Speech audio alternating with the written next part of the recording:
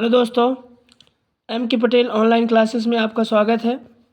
आज हम बाल विकास एवं शिक्षा शास्त्र से संबंधित महत्वपूर्ण प्रश्नों को हल करेंगे, जो कि एग्ज़ाम की दृष्टि से बहुत ही महत्वपूर्ण है। यहाँ से एक या दो प्रश्न आपको ज़रूर देखने को मिलेंगे और सारी थ्योरी हम यहाँ पे कवर भी कर देंगे प्रश्नों के द्वारा। ठीक है, तो चलिए शुरुआत करते हैं। हमारा आज का पहला प्रश्न है, उद्दीपक अनुक्रिया का सिद्धांत किसने दिया था। हमारा प्रश्न क्या है, उद्दीपक अनुक्रिया का सिद्धांत किसने दिया था। तो उद्दीपक अनुक्रिया का सिद्धांत किसने दिया था, पावलोव ने, स्किनर ने, थॉर्नडाइक ने या कोहलर ने। तो जो उद्दीपक अनुक्रिया का सिद्धांत दिया था वो इनमें से किसने दिया था, तो थॉर्नडाइक ने दिया था। किसने दिया था, थॉर्नडाइक ने दिया था। हमारा आंसर यहाँ पर क्या होगा, थॉर्नडाइक होगा। थॉर्नडाइक के सिद्धांत को एसआर थ्योरी भी कहते हैं। क्या कहते हैं, यहाँ पे लिख सकते हो एसआर, स्टिमुलस और रिस्पॉन्स। ठीक है ना, पहले उद्दीपक और बाद में अनुक्रिया। ठीक, अगर उद्दीपक नहीं होगा तो अनुक्रिया नहीं होगी थॉर्नडाइक के सिद्धांत के अकॉर्डिंग। ठीक है ना, इसी को संयोजनवाद का सिद्धांत भी कहते हैं। क्या कहते हैं, संयोजनवाद भी कहते हैं। संयोजनवाद, संयोजनवाद। इसी का अन्य नाम है प्रयास एवं त्रुटि का सिद्धांत। मोस्ट इम्पॉर्टेंट है, इसी का नाम क्या है, प्रयास एवं त्रुटि का सिद्धांत। प्रयास एवं त्रुटि का सिद्धांत, इसी को कहते हैं प्रयास एवं त्रुटि का सिद्धांत। ठीक, चलो, तो हमारा राइट आंसर यहाँ पर क्या होगा, थॉर्नडाइक होगा। उद्दीपक अनुक्रिया का सिद्धांत थॉर्नडाइक का है। ठीक, अगला प्रश्न, एसआर थ्योरी किसने दी। वही प्रश्न को थोड़ा सा घुमा के यहाँ पे पूछा गया है। ठीक है, एसआर थ्योरी अभी अभी हमने बताया है कि चाहे उद्दीपक अनुक्रिया का सिद्धांत हो, चाहे साहचर्यवाद हो, चाहे प्रयास एवं त्रुटि का हो, या ना, या उद्दीपक अनुक्रिया बंद सिद्धांत हो, एसआर बॉन्ड। ठीक है, इसको भी किसने दिया है, थॉर्नडाइक ने दिया है। तो हमारा आंसर यहाँ पर क्या हो जाएगा, थॉर्नडाइक हो जाएगा। एसआर थ्योरी या एसआर बॉन्ड भी इसका दूसरा नाम है। ठीक है ना, एसआर बॉन्ड, ये सब थॉर्नडाइक के सिद्धांत को कहते हैं। ठीक, चलो, अगला प्रश्न है हमारा तीसरा, बहुत ही महत्वपूर्ण प्रश्न है। निम्न में से थॉर्नडाइक से संबंधित कौन सा कथन गलत है। मोस्ट आईएमपी कर लेना इसको।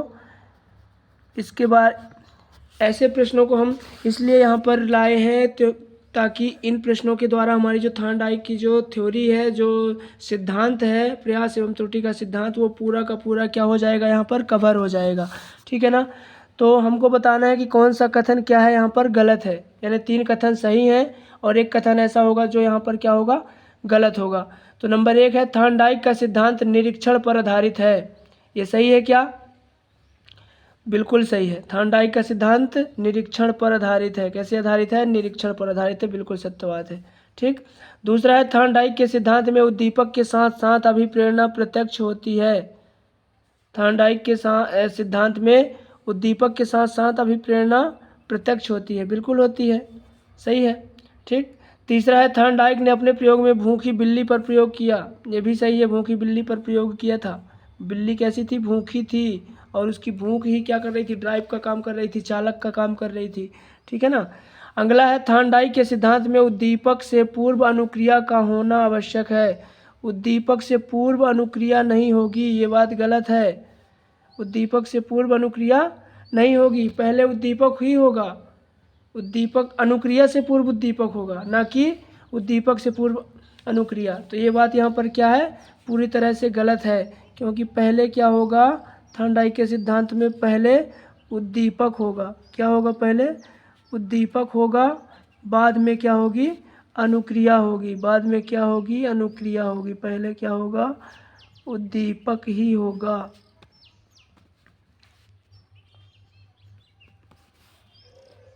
ठीक, ये पहले उद्दीपक होगा, बाद में क्या होगी, अनुक्रिया होगी। जबकि यहाँ क्या बताया गया है कि अनुक्रिया से पहले उद्दीपक, ये जो कि गलत बात है। बाकी ये 3 कथन आप लोग देख सकते हैं, बहुत ही महत्वपूर्ण कथन है, और यहाँ से लगभग 2 प्रश्न कवर हो रहे हैं एक ही प्रश्न में हमारे। ठीक है ना, तो ऐसे प्रश्नों को ध्यान से पढ़ना है, ध्यान दे के पढ़ना है, और अपनी नोटबुक में लिखते भी जाना है। ठीक है, चलो, अगला प्रश्न है हमारे सामने, प्रश्न क्रमांक 4। वह कौन सा पशु वैज्ञानिक था जिसे सन 1904 में पाचन क्रिया के ऊपर अनुसंधान के लिए नोबेल पुरस्कार मिला था। बहुत ही मोस्ट आईएमपी प्रश्न है ये, ठीक है ना, कि पशु वैज्ञानिक तो बहुत हुए, ठीक है। पशु विज्ञान का जनक जो है ना वो कौन है? थॉर्नडाइक है। थॉर्नडाइक क्या है भाई? पशु विज्ञान का जनक है, ठीक है। पशु विज्ञान का जनक कौन? थॉर्नडाइक, ठीक। पशु विज्ञान का जनक कौन? थॉर्नडाइक, ठीक। लेकिन जो 1904 में जो नोबेल पुरस्कार जो मिला, ठीक है, पाचन क्रिया के ऊपर, वो किसे मिला था? पावलाव को मिला था। किसे मिला था? पावलाव को मिला था। तो हमारा राइट आंसर यहाँ पर क्या हो जाएगा? पावलाव हो जाएगा। लेकिन थॉर्नडाइक भी पशु वैज्ञानिक थे और वो पशु विज्ञान के जनक भी माने जाते हैं, ठीक है। लेकिन नोबेल पुरस्कार किसे मिला था? तो पावलाव को मिला था। किसे मिला था? पावलाव को मिला था, ठीक है। चलो, क्लियर हो गया। अगला प्रश्न, 5वां प्रश्न है हमारे सामने। थॉर्नडाइक का सिद्धांत जाना जाता है, फिर से वही प्रश्न आ गया। थॉर्नडाइक का सिद्धांत जाना जाता है संज्ञानात्मक समाजवाद, सहचर्यवाद या संयोजनवाद। तो जो थॉर्नडाइक का सिद्धांत है वो सहचर्यवाद के नाम से जाना जाता है। इसी को क्या कहते हैं? सहचर्यवाद कहते हैं। इसी को बंधवाद कहते हैं, बंधवाद का सिद्धांत भी कहते हैं। इसी को प्रयास त्रुटि का सिद्धांत कहते हैं, प्रयास एवं त्रुटि का सिद्धांत कहते हैं इसी को, ठीक। इसी को एसआर बॉन्ड कहते हैं, इसी को एसआर थ्योरी कहते हैं। कई सारे इसके नाम हैं, आपको ये नाम जरूर याद रखना है, ठीक है ना। इसी को एसआर बॉन्ड भी कहते हैं और एसआर थ्योरी भी कहते हैं, ठीक। चलो, तो हमारा राइट आंसर यहाँ पर क्या होगा? सहचर्यवाद होगा, ठीक। चलो, अगला प्रश्न है हमारा मोस्ट प्रश्न है, इसको आईएमपी लगा लेंगे। कक्षा शिक्षण में पाठ प्रस्तावना सोपान सीखने के किस नियम पर आधारित है? मोस्ट आईएमपी प्रश्न है, इसको आईएमपी कर लेंगे, ठीक है। कि कक्षा शिक्षण में पाठ प्रस्तावना सोपान, ठीक, पाठ प्रस्तावना सोपान सीखने के लिए किस नियम पर आधारित है? सीखने के किस नियम पर आधारित है? किस नियम पर आधारित है ये बताना है। जो पाठ प्रस्तावना सोपान है वो किस नियम पर आधारित है? यहाँ पर हमारा नंबर 1 का प्रभाव का नियम, नंबर 2 तत्परता का नियम, नंबर 3 अभ्यास का नियम, नंबर 4 प्रतिक्रिया का नियम। यहाँ पर जो ये प्रतिक्रिया का नियम है, एक ऐसा नियम है, ये तो गॉड नियम है। कैसा नियम है? गॉड नियम है। कैसा नियम है? गॉड नियम है। अभ्यास के नियम में, अभ्यास का नियम क्या होता है कि कोई भी जो बालक होता है वो बार बार अगर कोई काम करता है तो वो काम क्या हो जाता है? धीरे धीरे वो सीख जाता है। अभ्यास के नियम के भी 2 भाग हैं, एक उपयोगिता का नियम है और दूसरा अनुपयोगिता का नियम है, ठीक है ना। अगर कोई भी चीज़ बच्चे के लिए उपयोगी है तो वो उसी काम को करेगा, है ना। हमारे जो काम की चीज़ नहीं है हम वो काम को नहीं करेंगे ना। इसीलिए अभ्यास के नियम में उपयोगिता और अनुपयोगिता 2 नियम यहाँ पर आते हैं। तीसरी बात है तत्परता का नियम। हमारा राइट आंसर यहाँ पर क्या है? तत्परता का नियम, क्योंकि तत्परता का नियम ही है जो पाठ प्रस्तावना सोपान सीखने के नियम पर आधारित है, ठीक है। हम जाते हैं क्लास में तो पाठ प्रस्तावना के द्वारा, प्रस्तावना प्रश्नों के द्वारा, प्रस्तावना के द्वारा हम बच्चों को क्या करते हैं? एक्टिव रखते हैं, एक्टिव रखते हैं। यानी कि बच्चों को हम सीखने के लिए क्या करते हैं? पहले तत्पर करते हैं। जब तत्पर होगा सीखने के लिए तभी तो हम कुछ सिखाएंगे ना उसे, ठीक है ना। तो जो प्रस्तावना प्रश्न यानी जो पाठ प्रस्तावना जो सोपान है वो तत्परता के नियम पर ही आधारित है, ठीक है। यानी बच्चे पहले एक्टिव होंगे किसी भी काम को करने के लिए, ठीक है। पढ़ाई करने के लिए जब वो तैयार होंगे तभी वो पढ़ पाएंगे, ठीक है। तो ये तत्परता के नियम पर आधारित है, ठीक है, ये जो पाठ प्रस्तावना सोपान है, ठीक। चलो, अगला प्रश्न है थॉर्नडाइक ने सीखने का नियम किस पुस्तक में दिया है? ठीक, ये भी आईएमपी प्रश्न है। आजकल प्रश्नों का लेवल बदल चुका है, ठीक है ना। वो सीधे नहीं आता कि 3 मुख्य नियम है ना, 5 गौड़ नियम, 3 मुख्य नियम कौन कौन से हैं ये याद कर लिए अपन, और 5 गौड़ कौन कौन से नियम है वो याद कर लिए। ये सब नहीं आता है। लेवल बहुत बदल गया है, एग्जाम का पैटर्न बदल गया है। अब वो मुख्य नियम के अंदर से पूछता है और गॉड नियम के भी अंदर से पूछता है, ठीक है ना, कि आपने उसको कितना डीपली तक पढ़ा है चीज़ों को, ठीक है ना। तो थॉर्नडाइक ने सीखने का नियम किस पुस्तक में दिया है? Number 1 education psychology, number 2 animal intelligence, number 3 trial and error, number 4 इनमें से कोई नहीं, ठीक है। तो जो सीखने का नियम है वो थॉर्नडाइक ने एजुकेशन साइकोलॉजी में दिया है। बाकी ये दोनों भी थॉर्नडाइक की ही पुस्तक है, एनिमल इंटेलिजेंस और ट्रायल एंड एरर, ठीक है ना।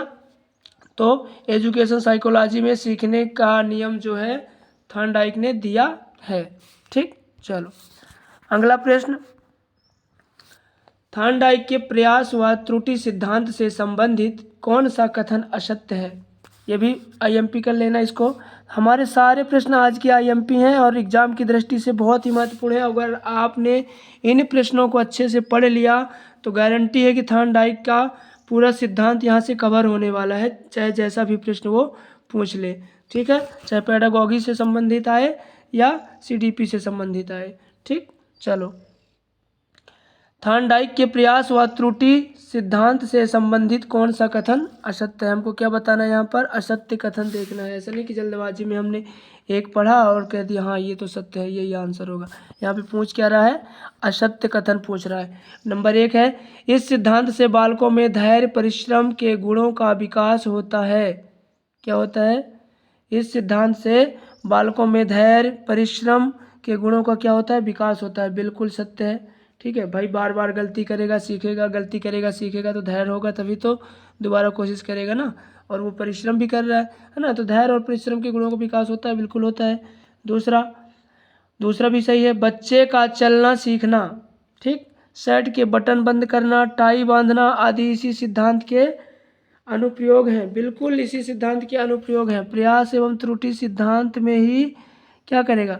वही बच्चे चलना सीखता है, फिर गिरता है, फिर उठता है, फिर चलना सीखता है, फिर गिरता है, और एक दिन वो चलना क्या हो जाता है? सीख जाता है। दूसरी बात, शर्ट का बटन बंद करना, ठीक है, एक बार करेगा नहीं कर पाएगा, दूसरी बार करेगा कर लेगा। और टाई बांधना, टाई बांधने भी में वो गलतियां करेगा फिर सीखेगा, ठीक है ना। तो प्रयास व त्रुटि का जो सिद्धांत है ना, उससे संबंधित ये कथन भी हमारा बिल्कुल सही है, ठीक। तीसरा कथन है, तीव्र बुद्धि बालकों के लिए यह सिद्धांत अत्यंत उपयोगी है। तीव्र बुद्धि बालकों के लिए नहीं भी, ठीक है, अत्यंत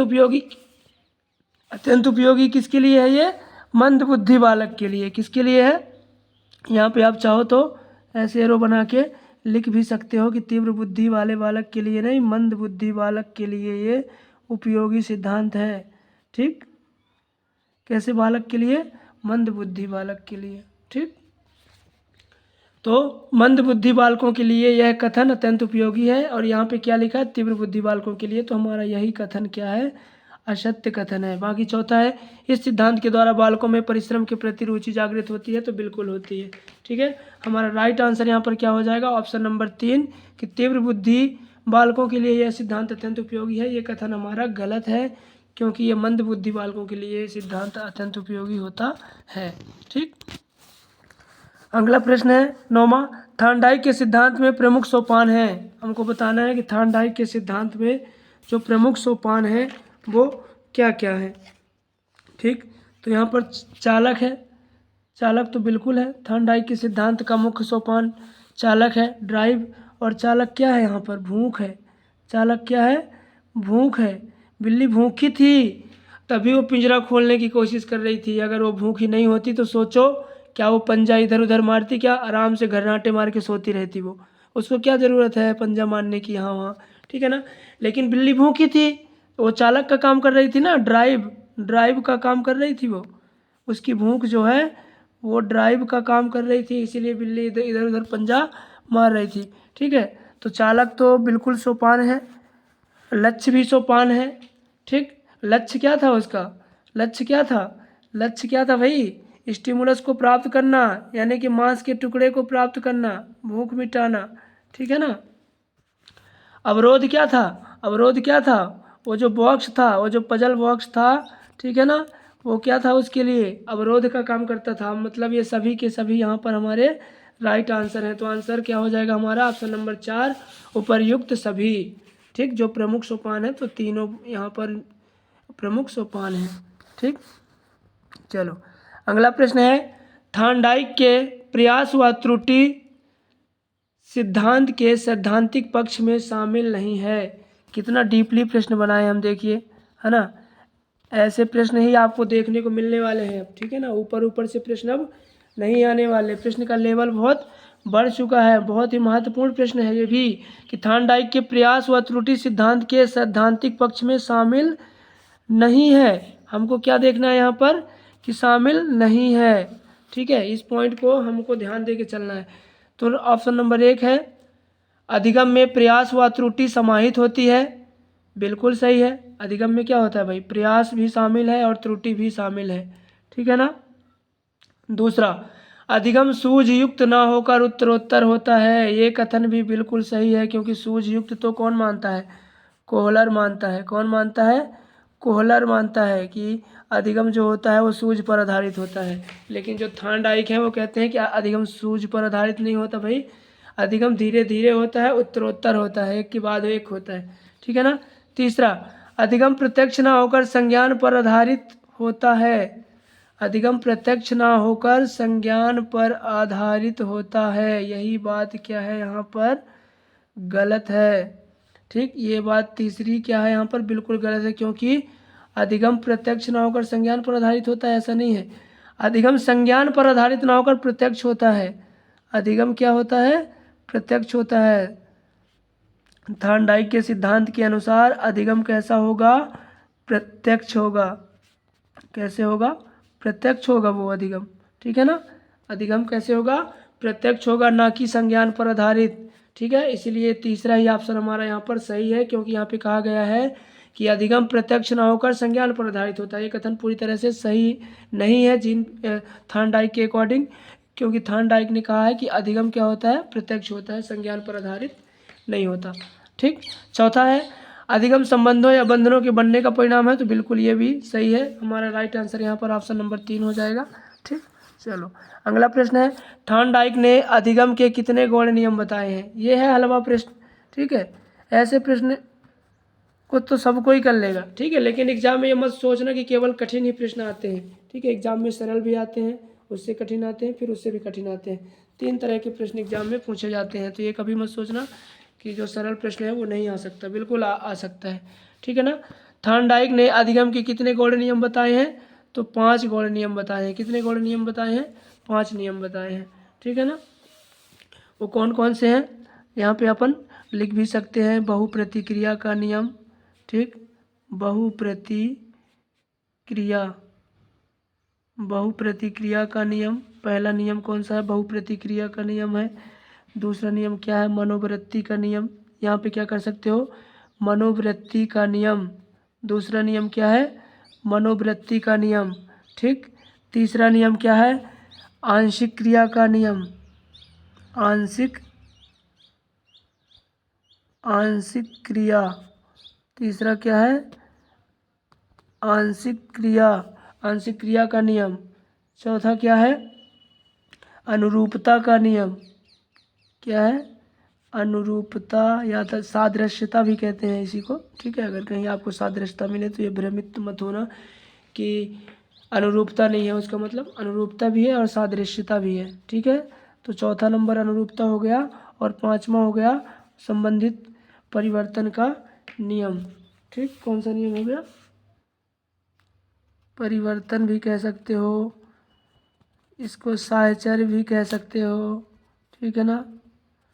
साहचर्य भी कह सकते हो भाई। जब सीखा हुआ ज्ञान काम नहीं करता ना, तो फिर यही नियम ही वहाँ पर क्या होता है, लागू होता है। तो ये थार्नडाइक के 5 गौण नियम हैं, ठीक है। चलो अगला प्रश्न है, और निम्न में से थार्नडाइक का गौण नियम है। तो देखो यहाँ पर पूछ भी लिया गया। यहाँ पर हमको बताना है कि थार्नडाइक का गौण नियम कौन सा है। नंबर 1 तत्परता का नियम, ये तो मुख्य नियम है। अभ्यास का नियम, ये भी मुख्य नियम है। और प्रभाव का नियम, ये भी क्या है, मुख्य नियम है। मतलब ये तीनों कैसे नियम है, मुख्य नियम है। कैसे नियम, मुख्य नियम है। अब हमको ये बताना क्या था कि कौन सा गौण नियम है, ठीक है। तो गौण नियम कौन सा है, बहुप्रतिक्रिया का नियम। अभी अभी हमने इसके बारे में पढ़ा भी है, ठीक।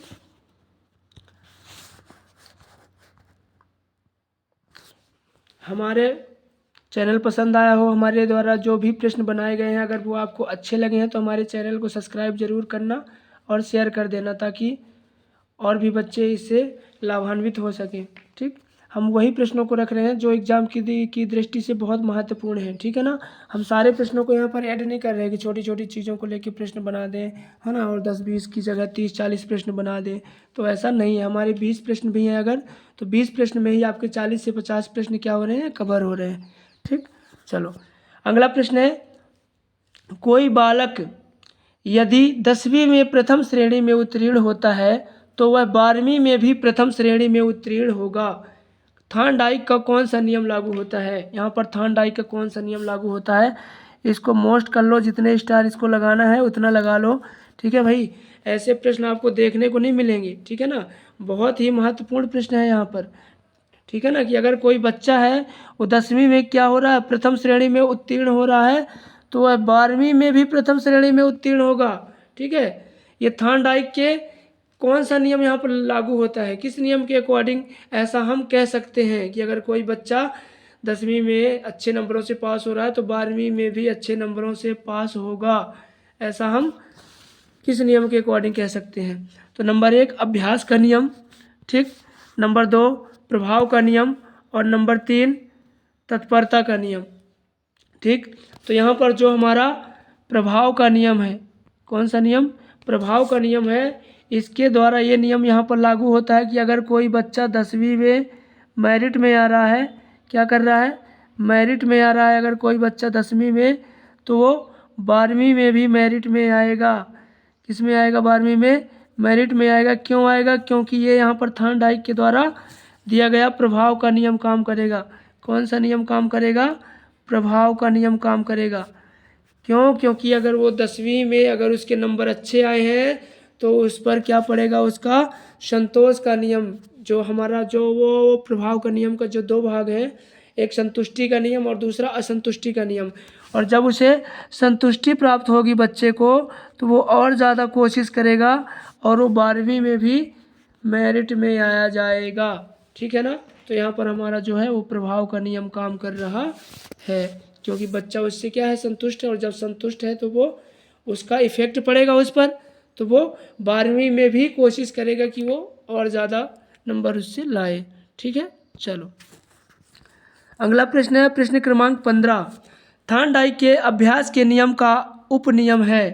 देखो कितना डीपली प्रश्न पूछ रहा है। ठीक है ना, कि थॉर्नडाइक के पहले तो बताना है अभ्यास का नियम, ठीक है, फिर बताना है कि अभ्यास के नियम का भी उपनियम कौन सा है। ठीक है, तो क्या उपयोगिता का नियम है, संतुष्टि का नियम है, असंतुष्टि का नियम है, या अनुरूपता का नियम है? ठीक है, तो यहाँ पर हमारा कौन सा नियम है जो उपनियम है जो अभ्यास के नियम पर आधारित है? तो अभी अभी हमने पढ़ा है कि जो ये संतुष्टि का नियम है और असंतुष्टि का नियम है, ये प्रभाव के नियम के उपनियम है।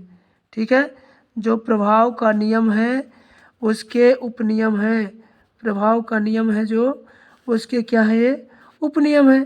अभी अभी तो हमने पढ़ा कि भाई अगर बच्चा संतुष्ट है तो वो 10वीं के परसेंटेज को देख करके, है ना, वो क्या होगा, प्रभावित होगा, और वो 12वीं में भी अच्छे परसेंट लाएगा, यानी कि मेरिट में आएगा। वो तो प्रभाव का नियम था, और प्रभाव के नियम को भी के भी 2 उपनियम है। अभी अभी हमने बताया है कि एक संतुष्टि का नियम और दूसरा असंतुष्टि का नियम। तो ये तो हो गए किसके? प्रभाव का नियम। ठीक है, अब हमारा जो राइट आंसर यहाँ पर क्या होगा? उपयोगिता का नियम। कौन सा नियम? उपयोगिता का नियम। थॉर्नडाइक के अभ्यास के नियम का जो उपनियम है यहाँ पर वो क्या है?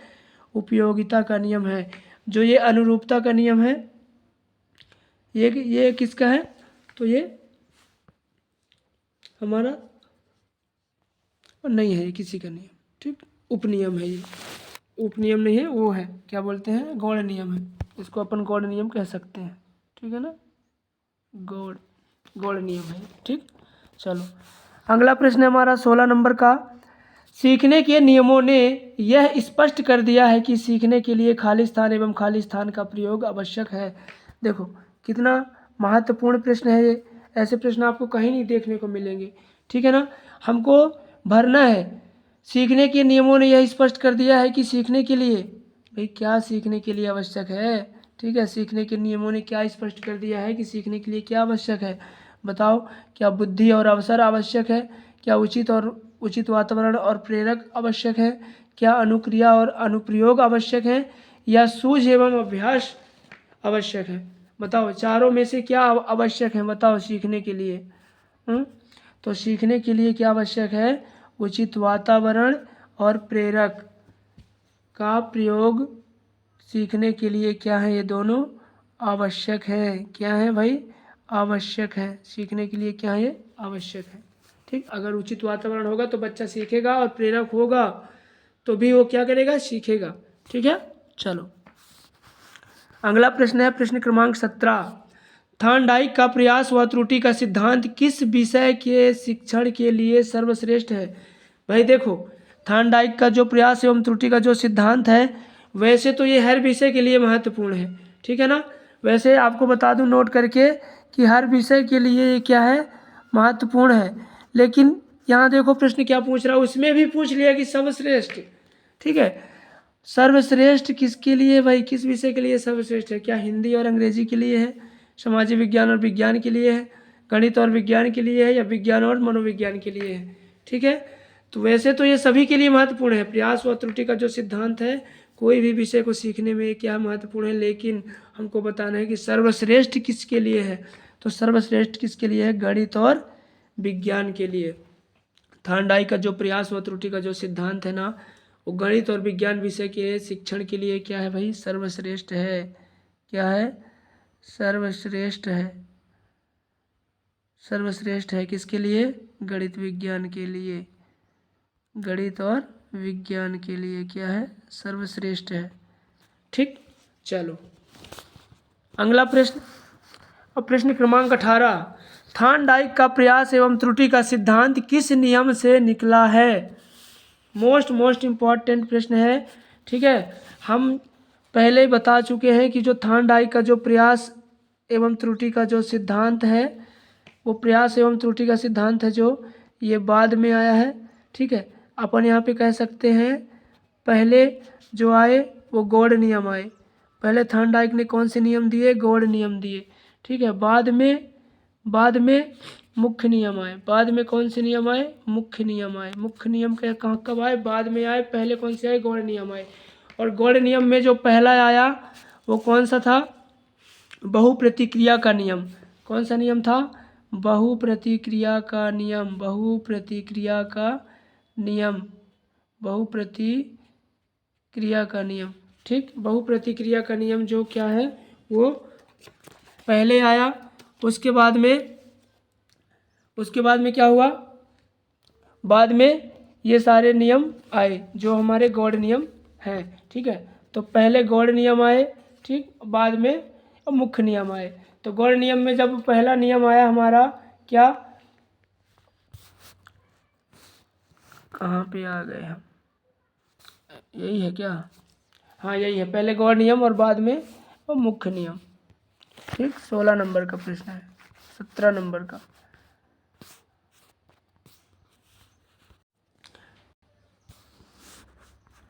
प्रश्न क्रमांक 18 देखना था हमको, कहाँ चला गया, ये है। ठीक है, तो प्रश्न क्रमांक 18 कहता है थॉर्नडाइक का प्रयास एवं त्रुटि का सिद्धांत किस नियम से निकला है।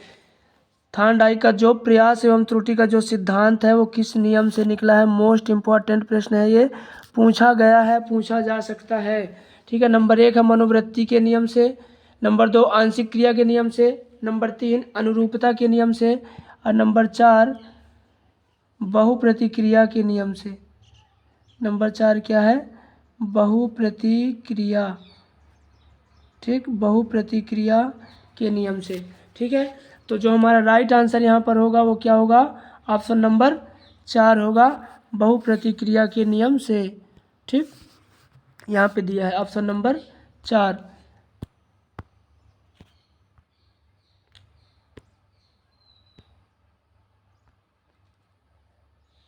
ऑप्शन नंबर 4 है यहाँ पर, वो बिल्कुल सही है कि जो बहुप्रतिक्रिया के नियम से है। इसी नियम से थॉर्नडाइक का प्रयास व त्रुटि का सिद्धांत निकला है।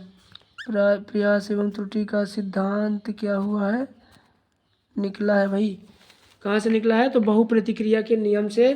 कौन सा सिद्धांत? प्रयास व त्रुटि का सिद्धांत, ठीक है ना। थार्नडाइक का प्रयास एवं त्रुटि का सिद्धांत यहीं से निकला है।